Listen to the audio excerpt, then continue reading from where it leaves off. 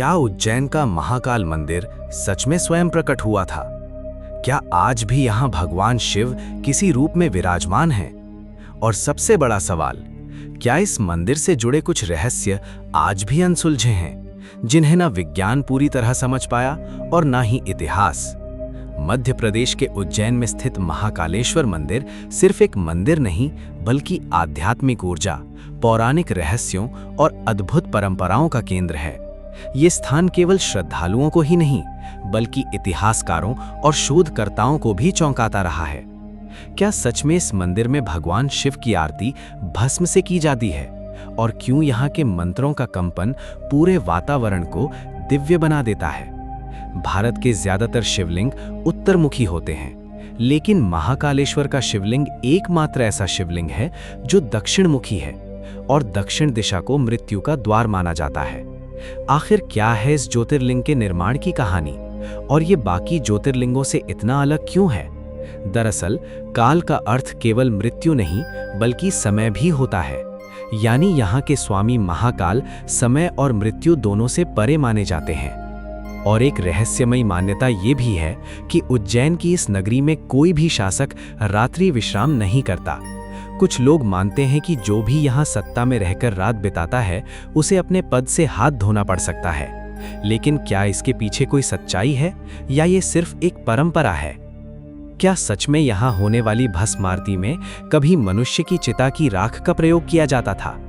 कुछ लोगों का आज भी मानना है कि यहाँ होने वाली आरती में चिता की भस्म का महत्व है। आखिर इसकी असली सच्चाई क्या है?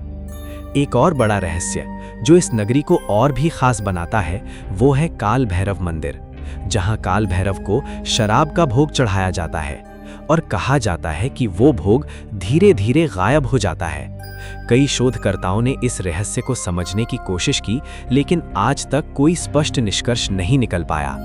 तो दोस्तों, आज हम चलेंगे महाकालेश्वर मंदिर के इस अद्भुत सफर पर, जहां आस्था और भक्ति के साथ साथ कई ऐसे रहस्य भी छिपे हैं जो आपको सोचने पर मजबूर कर देंगे।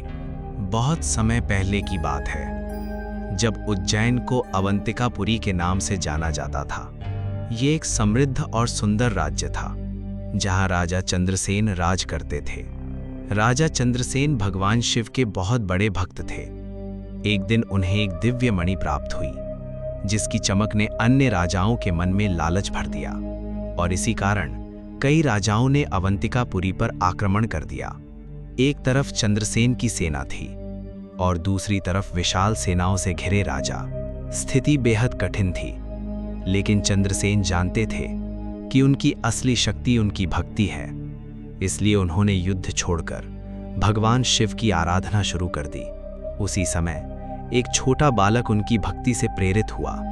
उसने मिट्टी से एक शिवलिंग बनाया और पूरी श्रद्धा से उसकी पूजा करने लगा।